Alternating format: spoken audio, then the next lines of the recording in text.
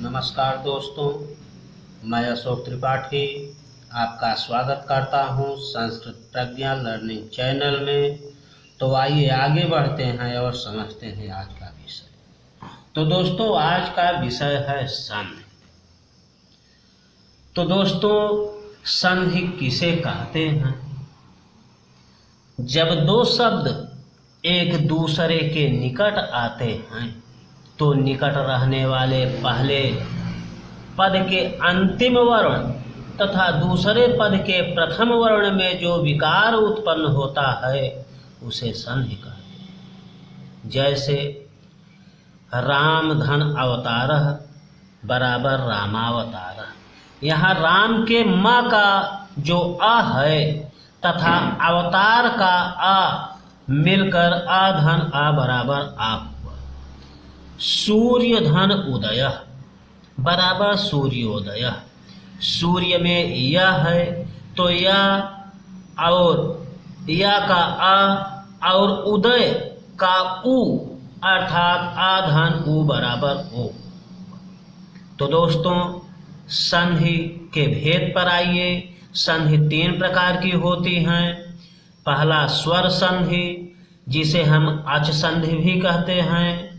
दूसरा व्यंजन संधि, जिसे हल संधि भी कहते हैं। और तीसरा है विसर्ग संधि। तो दोस्तों, स्वर संधि किसे कहते हैं? जब एक स्वर वर्ण दूसरे स्वर वर्ण से मिलता है तो उसे स्वर संधि कहते हैं। जैसे विद्याधन आलयः बराबर विद्यालयः, आधन आ बराबर अ, रमाधन ईशः बराबर रमेशः, आधन ई बराबर ए। तो दोस्तों, दूसरा है व्यंजन संधि, जिसे हम हल संधि भी कहते हैं। जब किसी व्यंजन वर्ण के बाद कोई स्वर या व्यंजन वर्ण हो तो उनके योग में व्यंजन संधि अर्थात हल संधि होती है। जैसे हरीश धन सेते बराबर हरीश सेते, वाक धन ईशः बराबर वागीशः। अब आते हैं हम विसर्ग संधि में। तो विसर्ग के साथ किसी स्वर या व्यंजन के मिलने से जो परिवर्तन होता है वह विसर्ग संधि कहलाता है। विसर्ग सदैव किसी न किसी स्वर के बाद होता है। जैसे रामः धन तिष्ठति बराबर रामस्तिष्ठति, नमः धन ते बराबर नमस्ते, निधन तारण बराबर निस्तारण। तो दोस्तों, इन तीनों संधियों को जानने का एक ट्रिक मैं आप लोगों को आज बताने चल रहा हूं। इसको आप ध्यान से देखेंगे, गौर से देखेंगे। जैसे दो शब्दों के मेल को ही संधि कहते हैं। मान लीजिए पहला स्वर यह हुआ, पहला शब्द यह हुआ प्लस दूसरा शब्द बराबर संधि।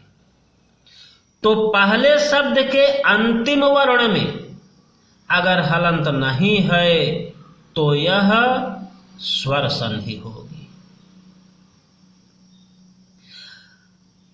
और पहले शब्द के अंतिम वर्ण में अगर हलंत है और तो वह व्यंजन संधि होगी।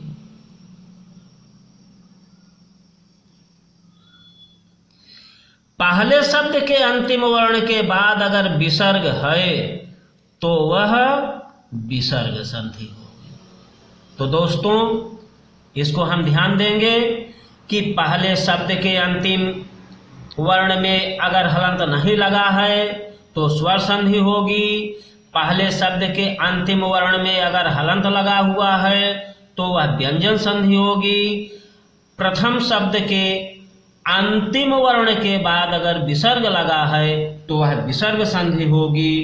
तो दोस्तों, अगर आपको यह वीडियो अच्छा लगे तो इस चैनल को जरूर सब्सक्राइब करें, जिससे आने वाला हर वीडियो आपको सबसे पहले मिल सके। तो आज का वीडियो यहीं समाप्त होता है। नमस्कार।